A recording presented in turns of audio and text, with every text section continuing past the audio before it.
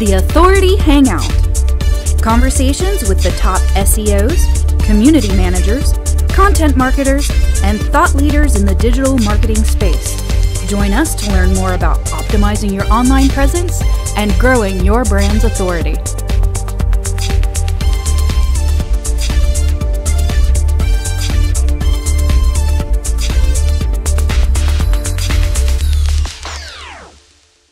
Good afternoon, folks. My name is Michelle Stinson Ross, and I am part of the team at Authority Labs, and you are joining us for an Authority Hangout on Air about SEO and mobile. Our host today is Melissa Fach. Melissa, please take it away. Hi, everybody. We have the fabulous Dr. Pete Meyers and Cindy Krum. They are, in my opinion, the two very best people to discuss mobile and the SERPs. So why don't we have Cindy, can you introduce yourself? Sure. So hi everybody, my name is Cindy Krum. I'm the CEO of a company called Mobile Moxie based in Denver, Colorado, and we focus on mobile SEO and mobile marketing consulting, as well as now app SEO and app indexing and all that. Cool. And Dr. Pete. Hey all, I'm Dr. Pete from Moz, and I'm the marketing scientist, which is just a nice way of saying I couldn't decide between data science and marketing, so I do a little both. And I track mobile through the Mozcast system. Awesome. And then we have Mr. Chase, our CEO and founder of Authority Labs. Yeah, I founded Authority Labs and kind of do a little bit of everything over here. So sales, marketing, research, support, and product. So you name it, probably got my hands in it. Cool. All right, so we're going to jump right in and ask some questions. This is to both Pete and Cindy. What kind of impact have you seen since Google's mobile update in April? Can you tell us if there's been a true impact or not, or what you've seen? I think what I've seen is the answer depends on the industry. Lots of a certain set of results are being changed dramatically, especially if you compete in a space where apps also compete. But then other results haven't changed too much, at least from what I've seen. What about you, Dr. Pete? Yeah, that's about where I'm at too. We've seen some big changes in small niches. The overall difference between rankings for organic and desktop and mobile aren't a ton different. The big shift we've seen is that it definitely got people hopping and pushed the number of mobile-friendly sites and mobile-friendly results up a lot. In our data set, kind of trends commercial, but running almost 80%, 78% now. It was less than 2/3 before the announcement. So whether or not the algo change was big, the impact it had on us was big. Great. Cindy, can you elaborate on the app side of things for us? Sure. So if you have keywords that keywords that people would also search for a lot in the App Store or in Google Play, then those are keywords that are more likely to be affected by the new algorithm or by the 421 update, just because the app packs are and those are pushing even first place results way below the fold sometimes. Sometimes a first place result, web result will show a first result and then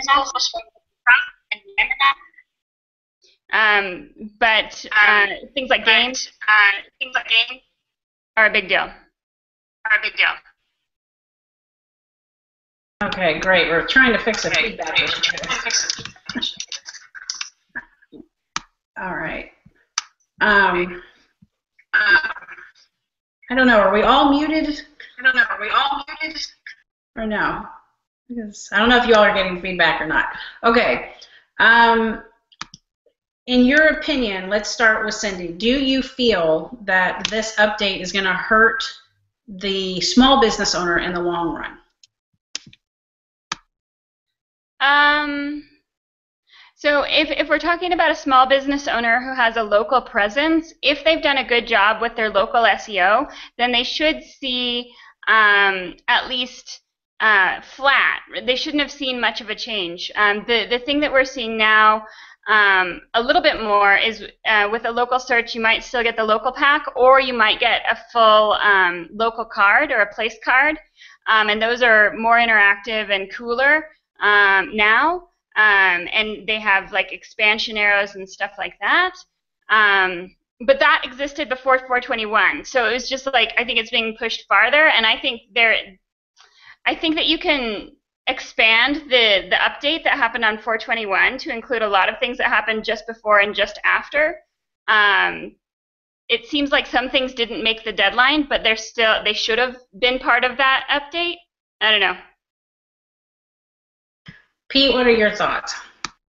I think mobile first is just a reality. Mobile first design, user patterns. So if you're not going mobile in the next few years, yeah, it's going to hurt you, small or big.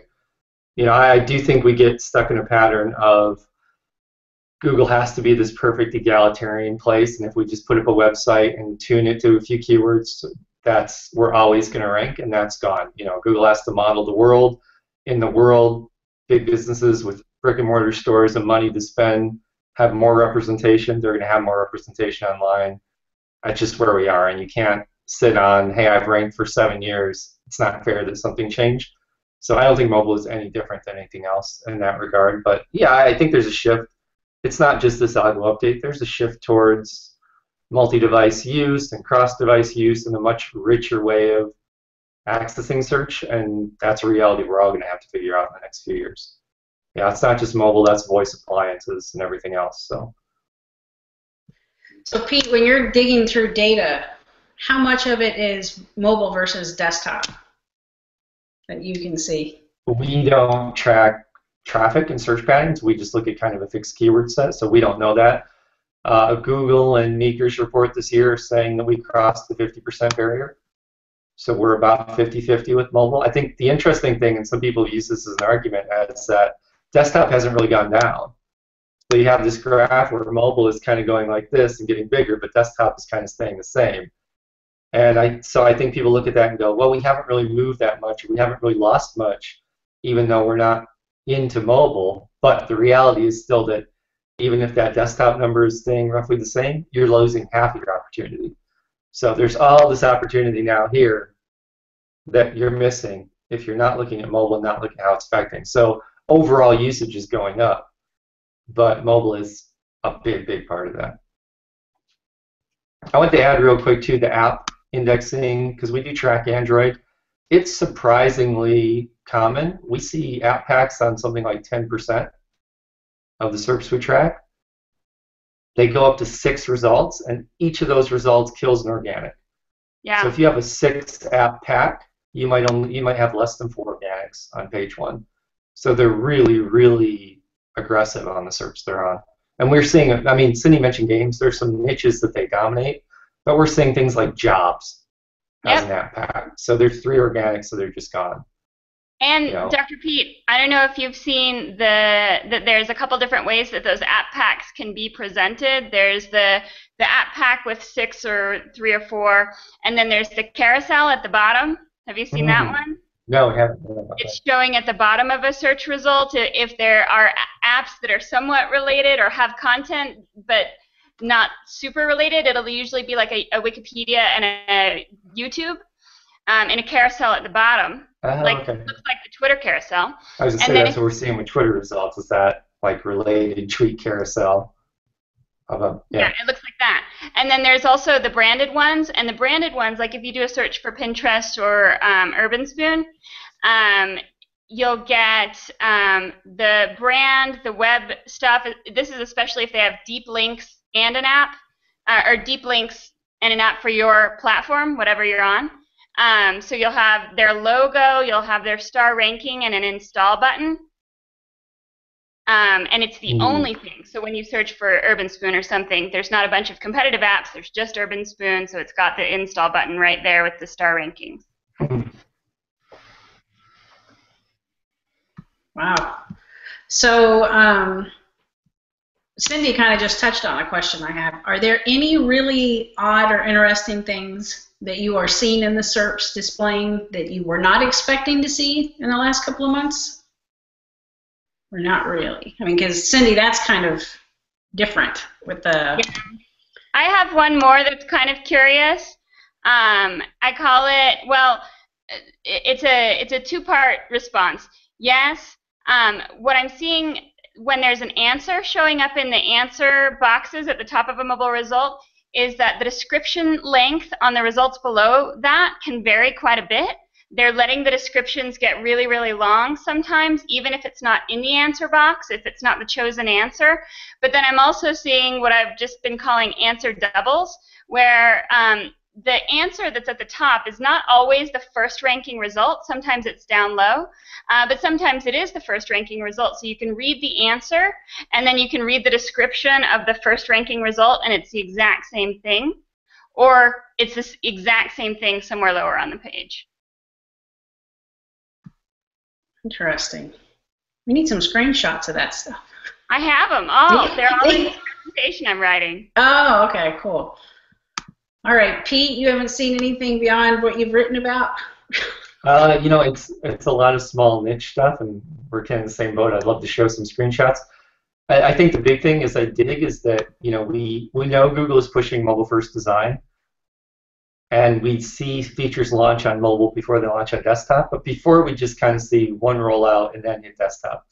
Now we see things that are clearly designed for mobile, and they look weird on desktop, like snack packs or the new carousels or even the old carousels. And now we're even seeing divergence. So I'll give you a couple examples there. You can try them, they're a little hard to explain. People probably saw the health condition knowledge graph content pop up a few months ago. Type in something like Crohn's disease, and you get this rich content. Google's creating curated content. Looks kind of like a knowledge panel. If you run that on mobile, it's very rich. It's got a blue background. It's designed for mobile. It takes up the whole screen. So, you know, they're really trying to build these almost mini apps and then redesign it so it kind of fits desktop. But a lot of times desktop's kind of an afterthought. And we're also seeing richer carousels. So if you type something like best movies in 1984, you'll get that old black background carousel on desktop that kind of looks weird. On mobile, it's this really nice 3-movie poster experience, and they've written an algo, I assume it's an algo, where they actually color the box based on the dominant color of the movie poster. So they're creating an automated way to make that much more visually appealing. So we just see them investing more and more in mobile. And the features that you see on desktop, you look at it mobile, they're much richer, they're completely different.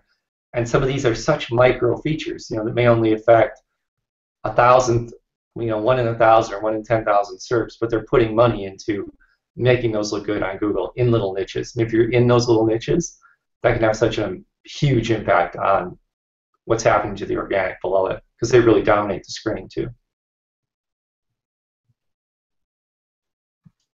Cool. Cindy, did you have something to add? You're muted, I think. Am I muted now? Oh, yeah, there you go. Okay. So I've seen one more thing that I wanted to mention, and I'm going to put this caveat that I'm currently in the process of writing an article about it. So if you listen to this podcast and write the article before me, I'll be very angry. If not you guys in particular, just anyone listening, I'll be angry. But it's the basic versus standard results. Have any of you seen that? So if you have a slow internet connection on your phone, or if you manually disable your faster stuff and make it go at 2G speeds, you will get a different result. It doesn't include mobile-friendly tags. It doesn't include any apps. It doesn't include any rich media. And it sometimes includes a different number of results. What I've seen is it's usually results in the same order, but different numbers, depending on what kind of a search you're doing between standard and basic. So if that's happening, that's a concern for a couple of reasons. One, you want to know what people are getting when they're searching for you. Two, it doesn't appear to consider mobile friendly at all, which makes me think like, hey, if slow connection speed isn't even part of the mobile friendly algorithm, what is? But then also all of the tools that people use, like Bright Edge and Searchmetrics and stuff like that, that are querying big keyword sets or taking back information, they need to be looking out for the basic versus standard results to understand and convey visibility correctly. Wow. Good information, Cindy. Okay. So I think we all agree that if you're researching, like I'm a binge TV watcher, and I'm always on my phone and like Googling something about an actor, and Google provides everything I want to know, which is fantastic. How is this going to start feeding into brands and businesses? I mean, is this ever going to be something that they need to be optimizing for, or, I mean, how are businesses supposed to be changing their strategy, would you say, in the next 6 to 12 months? Or is it even going to matter? Is Google even going to care about the small business to medium-sized business in regards to this data?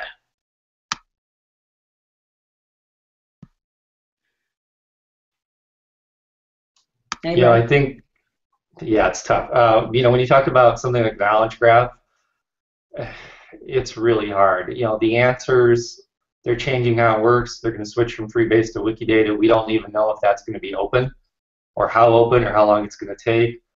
The new answers, I keep an eye on the promoted snippets, featured snippets, sorry, is what Google wants us to say. We're trying to play nice. You know, that's something I'd look out for. That gives you, that's the thing that kind of looks like an answer box but has attribution and is being taken from your site, essentially. We've seen those be good and bad for click-through, but they are an extra opportunity. They're a way that somebody ranking 4th or 5th on a page could actually shoot to the number 0 position, essentially, and be on the page twice. So I think there's opportunity there.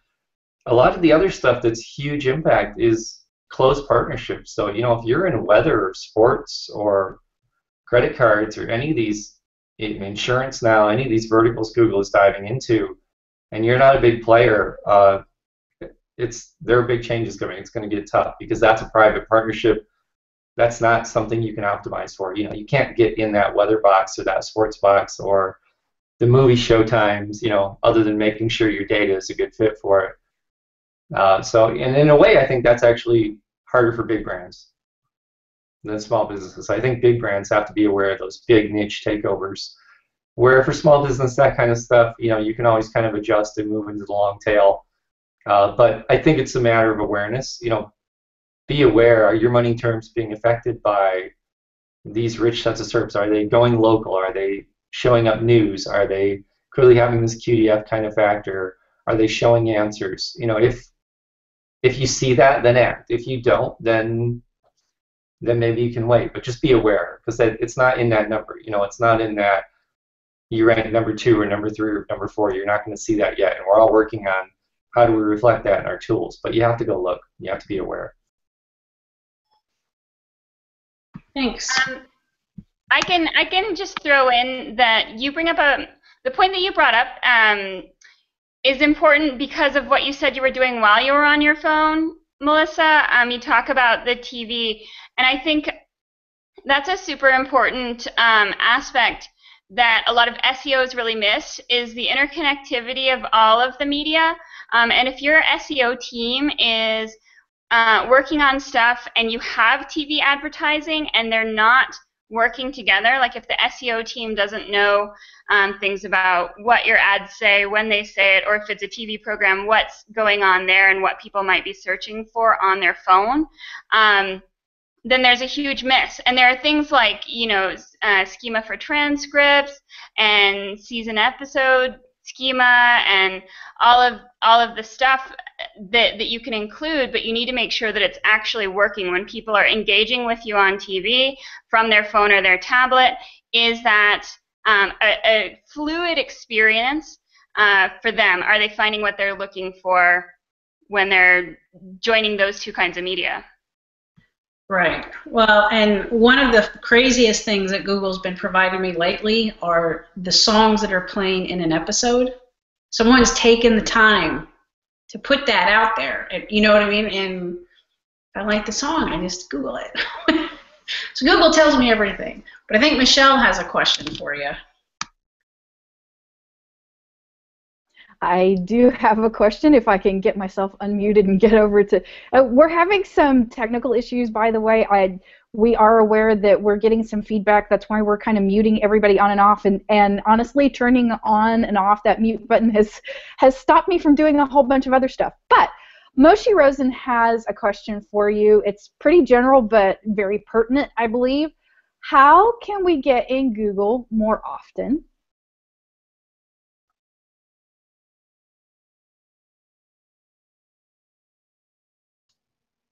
I'm sorry, I'm not clear what more often means.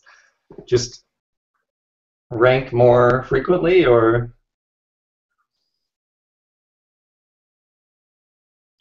Michelle, is there more to that question?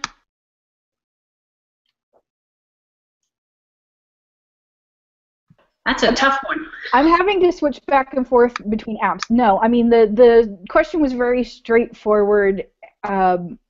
Are there any tips for aiding them to rank for, should they be checking keywords? I'm throwing in some things because I'm a little bit more aware of, you know, what it is that kind of drives that. But are there variances in keywords that they need to be paying attention to when it comes to ranking specifically in mobile? Are there opportunities as far as keyword and like landing pages that kind of impact that more so than maybe even desktop?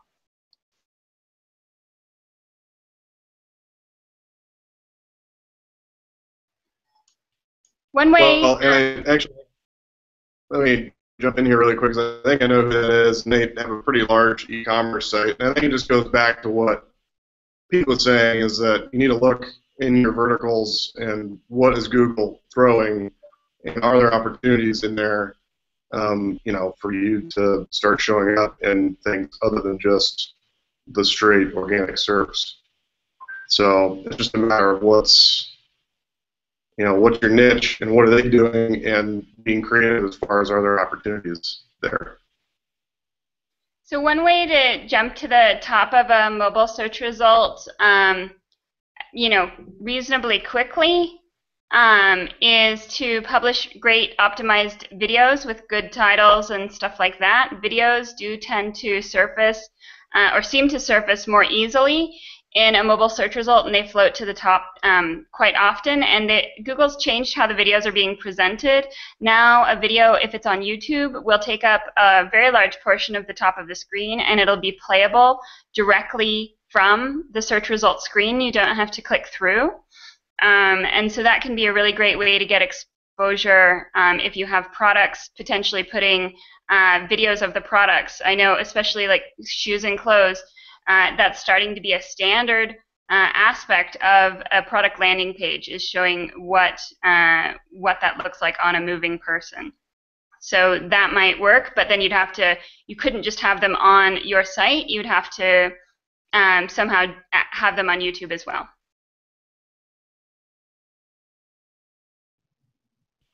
So I actually have a question, because I've gotten this from a few people, especially with the mobile stuff, and with regards to small businesses. Like if I'm a small business, and I paid somebody 10 grand or whatever to build me my website 3 years ago, and it's not mobile.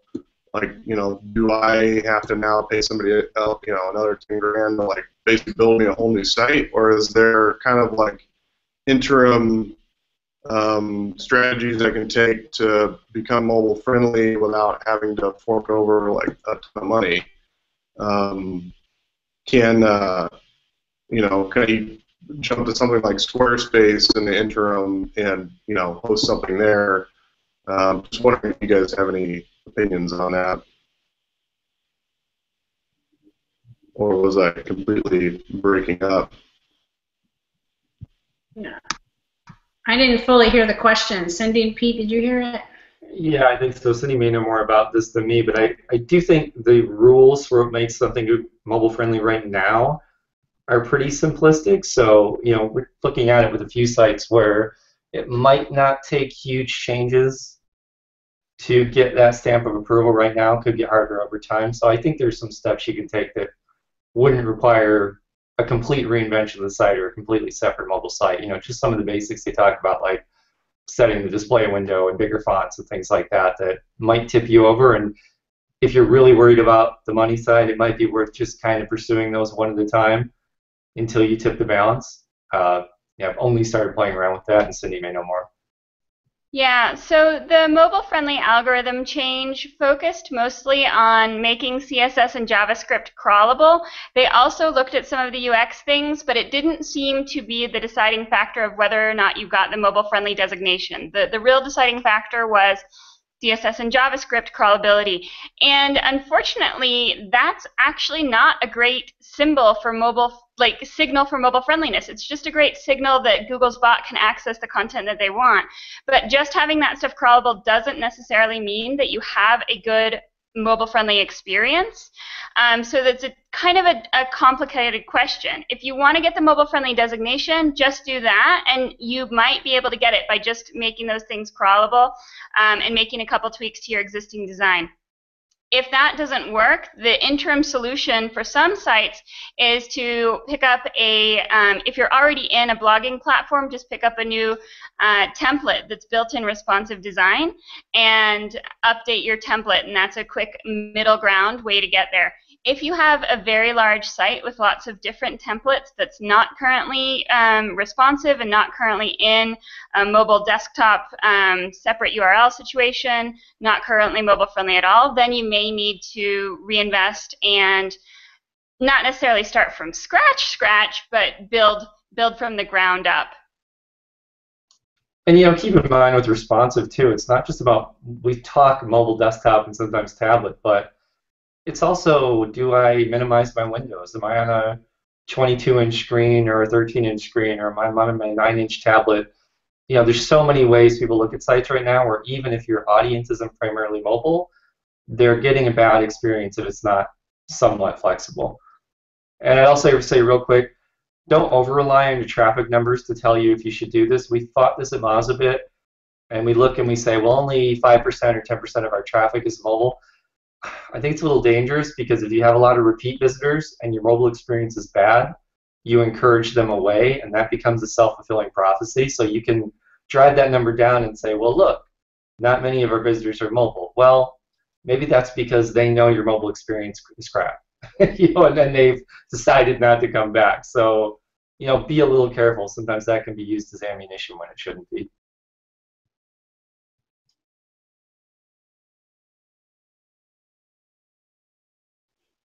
Cindy, did you have something?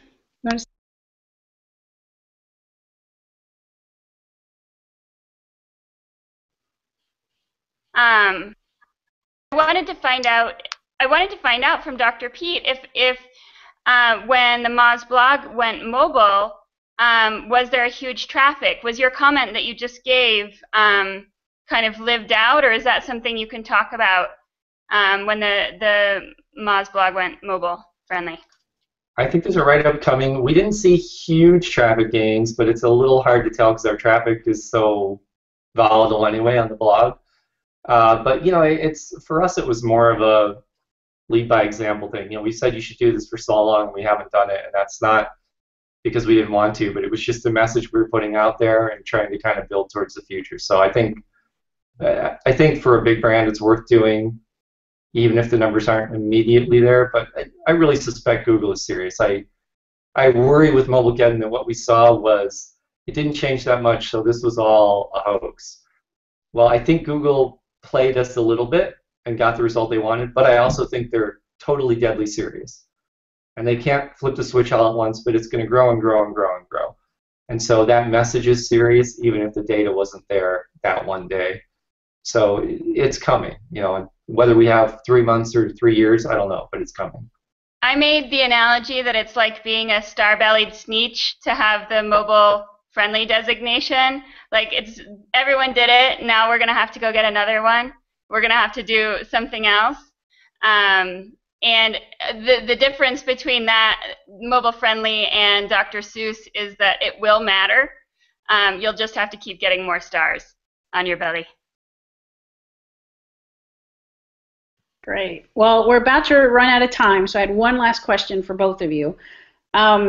What would you recommend that any business of any size be monitoring for the next 3 months? Like, how should they be monitoring mobile versus desktop, or what recommendations would you have? Because a lot of people come to us and are like, we don't know what we should even watch for or what we should be checking for. So what would your recommendations be?